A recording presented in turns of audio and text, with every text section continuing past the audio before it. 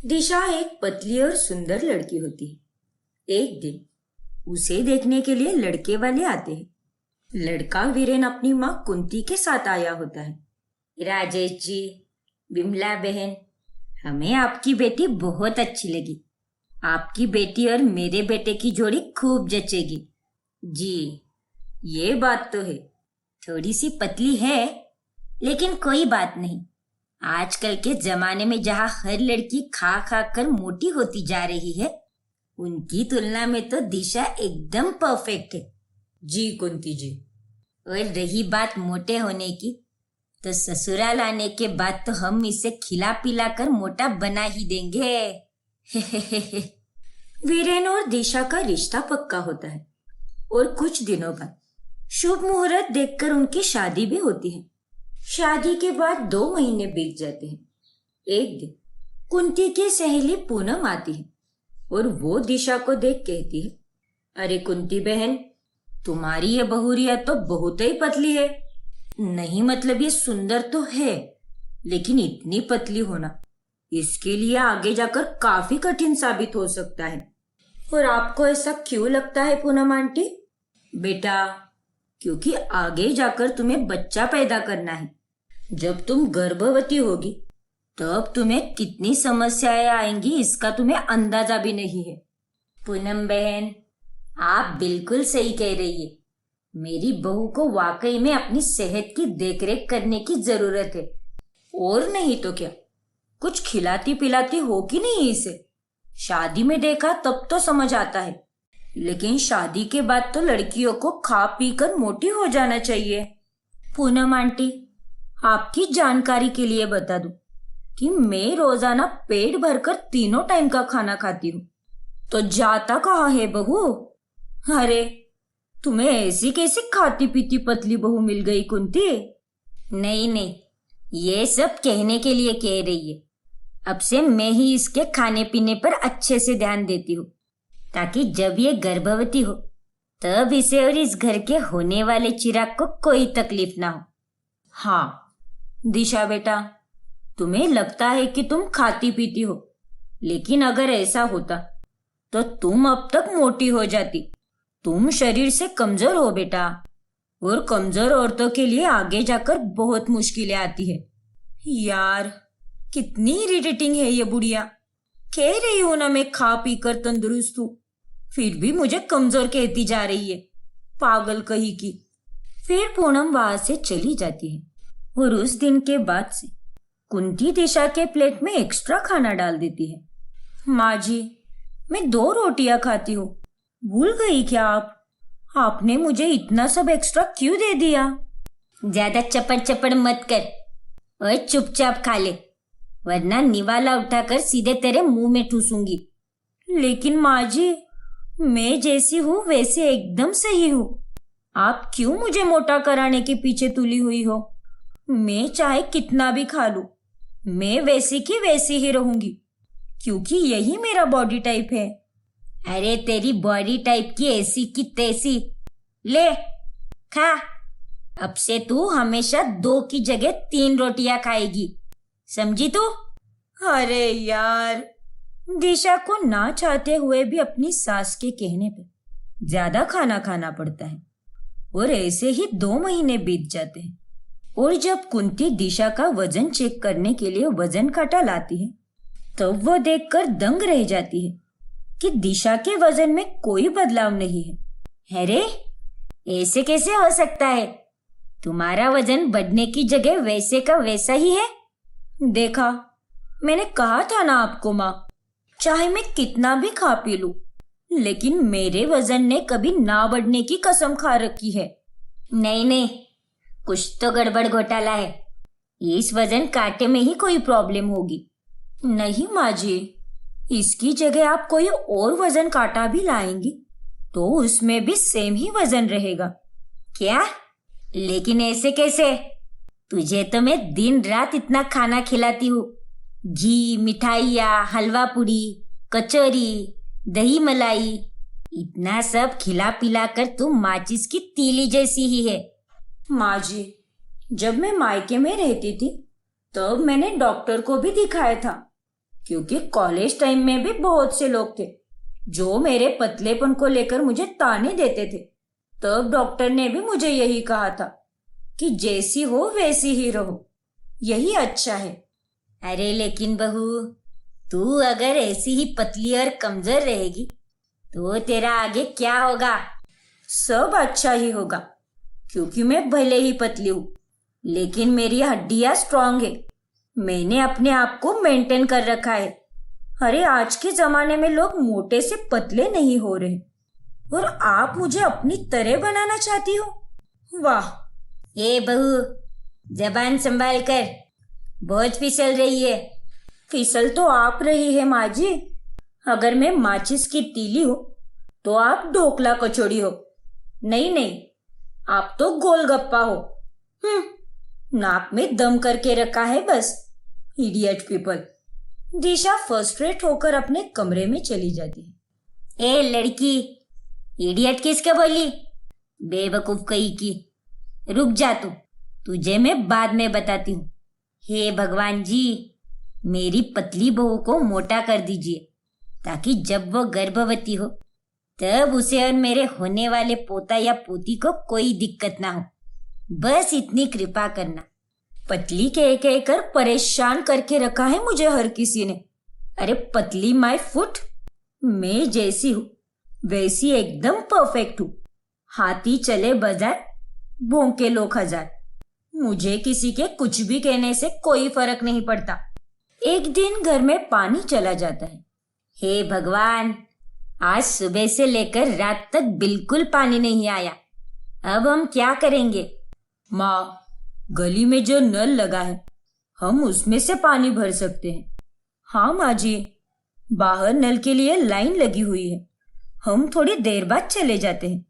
फिर थोड़ी देर बाद तीनों पानी भर भर के मटके घर लाते हैं। तभी दिशा को मटके उठाते देख कुंती कहती है, अरे अरे संभाल के बहू, कहीं गिर ना जाओ, क्योंकि तुम्हारा पतला शरीर इतने वजन को उठा ही नहीं पाएगा। मटके से ही अपना सिर फोड़ दोगी तुम। ऐसा कुछ नहीं होगा माँ जी। फिर कुंती और वीरेन 4 मटके भरकर पानी लाते हैं और उतने मटके में ही उनका दम निकल जाता है। वही दूसरी ओर दिशा उतने वक्त में बिना हाफे और बिना थके 10 मटके पानी लाती है। ये कौन सी शक्ति आ गई इसमें जो ये इतने आराम से सारे मटके उठाकर घर ला रही है? यहाँ तो हम दोनों की 4 मटकों में ही टाइटा फिश हो गई। और नहीं तो क्या माँ, मैं तो सच में बहुत थक गया हूँ। कुंती और वीरेन अगले 2 दिनों तक बीमार होकर बिस्तर पकड़ लेते हैं और तभी अकेली दिशा सारा काम मैनेज करके उन दोनों की देखरेख करती है। कुंती और वीरेन को दिशा का ये रूप देखकर काफी आश्चर्य होता है।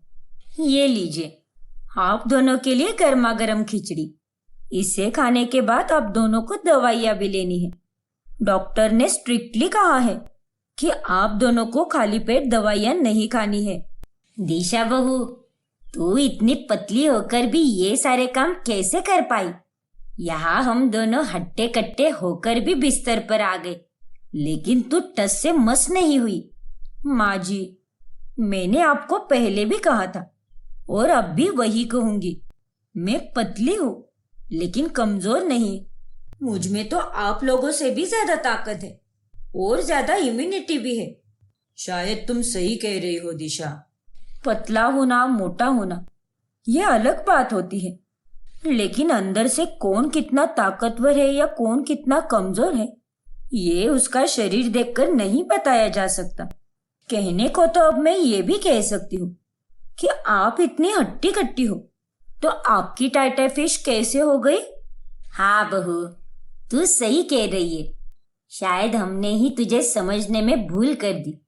तू जो खाती पीती है वही सही है और पतली है वही अच्छा है। ऐसे ही रहना बहू। कुंती अब पूरी तरह निश्चिंत हो जाती है और वो अपनी खाती पीती पतली बहू को उसके हाल पर छोड़कर उसे अपनी जिंदगी जीने देती है। आशी और राधिका दोनों बिरला परिवार की बहुएं होती है। आशी रूप रंग और चाल चलन से बहुत खूबसूरत होती है। आशी को अपनी सुंदरता पर बहुत घमंड होता है। वही उसकी जेठानी राधिका इतनी सुंदर नहीं होती। तुम कितनी सुंदर हो आशी। तुम्हारे बाल भी काफी शाइनी और स्मूथ है। कितना मेंटेन कर रखा है तुमने अपने आप को। हाँ जीजी, अब क्या करूं, मैं हूं ही इतनी सुंदर। लेकिन मुझे आप एक बात बताइए, आप अपने आप को मेंटेन क्यों नहीं रखती? आपके बाल, शक्ल और कपड़े, हर एक चीज एकदम बाबा आदम के जमाने की लगती है आपकी। अब क्या करूँ आशी। शादी के बाद शुरू शुरू में मैं भी सजती संवरती थी, लेकिन अब कहाँ सजना संवरना। सुबह जल्दी उठने से रात को सोने तक मशीन की तरह बस काम काम और काम ही करती हूँ। वेल, चलिए, मैं जा रही हूँ शॉपिंग करने। माँ जी ने मुझे वो खिचड़ी बनाने के लिए कहा था। आप प्लीज़ उसे बना देना। ओके? ठीक है आशी, मैं कर लूँगी। एक दिन आशी जल्दी जल्दी में बाहर से घर में घुस जाती है। तभी उसका पैर फर्श पर रखी हुई पानी की बाल्टी से टकरा जाता है और वह धड़ाम करके गिर जाती है। लेकिन उतने में वो अपने सर पर हाथ रख देती है और वो भागते हुए अपने रूम की ओर जाती है। अरे बहू, बहू रुक जा, तो ठीक तो है ना? अरे लेकिन माँ जी, ये आशी इतनी तेजी से क्यों भाग रही थी? क्या पता। एक रोज घर के सभी लोग एक शादी में जाने वाले होते हैं। तभी राधिका आशी के पास 2 साड़ियाँ लेकर आती है। आशी, आज हमें शादी में जाना है ना, इसीलिए मुझे प्लीज बताओ ना कि मैं इन दोनों में से कौन सी साड़ी पहनूं।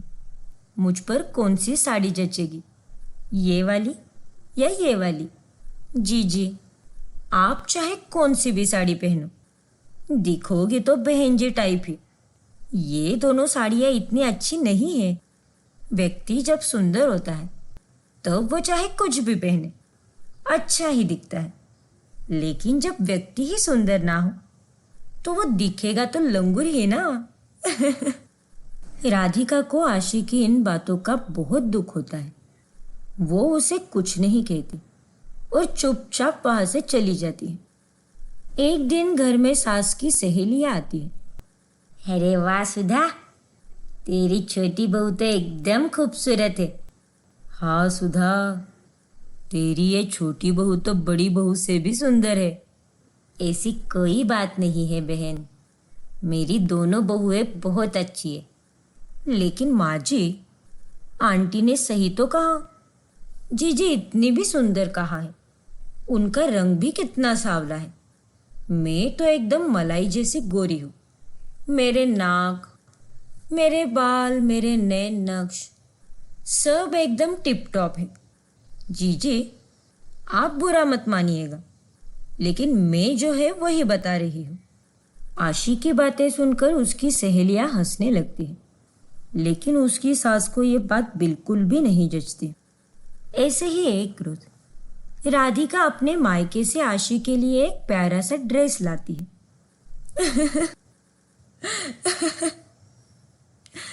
ये क्या है? ये ड्रेस पहनकर तो मैं आपकी तरह एकदम जोकर लगूंगी जीजी। ये ड्रेस तो आप जैसी सावली लड़की पर जचेगी, मुझ जैसी गोरी लड़की पर नहीं। आप ही रखिए इसे। लेकिन आशी बहू, ये क्या बात हुई? राधिका बहू ने तेरे लिए ये तोहफा कितने प्यार से लाया है। माँ जी, रहने दीजिए ना। आशी को अगर मेरा गिफ्ट पसंद नहीं आया तो कोई बात नहीं। जी जी, आपका फैशन आईक्यू एकदम 0 है। अपने आप में सुधार लाइए, वरना यूं ही बोरिंग रहोगी जिंदगी भर। फिर आशी एक सुंदर सा ड्रेस पहनकर ढेरों सेल्फीज लेकर अपने सोशल मीडिया हैंडल पर पोस्ट करती है। अब देखना, कुछ ही मिनटों में मुझे हजारों लाइक्स मिल जाएंगे। आखिर में चीज ही ऐसी हो। आशी को अपनी सुंदरता पर बहुत घमंड होता है और बदलते वक्त के साथ वो बढ़ने ही लगता है। एक सुबह जब सुधा आशी के कमरे में जाती है, तभी आशी बाथरूम में नहा रही होती है। अरे आशी बहू, जल्दी करो, मुझे तुमसे काम है। माँ जी, मुझे और 10 मिनट लगेंगे। आप जाइए, मैं ठीक 10 मिनट बाद हॉल में आ जाऊंगी। ठीक है बहू। अरे ये क्या, तेरी अलमारी का दरवाजा तो खुला ही है, मैं उसे बंद कर देती हूँ। नहीं माँ जी, आप मेरी अलमारी को बिल्कुल नहीं छुएगी, आपको विहान की कसम। क्या? लेकिन ऐसा क्यों? क्योंकि अगले हफ्ते आपकी और ससुर जी की सालगिरह है ना, इसीलिए मैंने आप दोनों के लिए कुछ लाया है।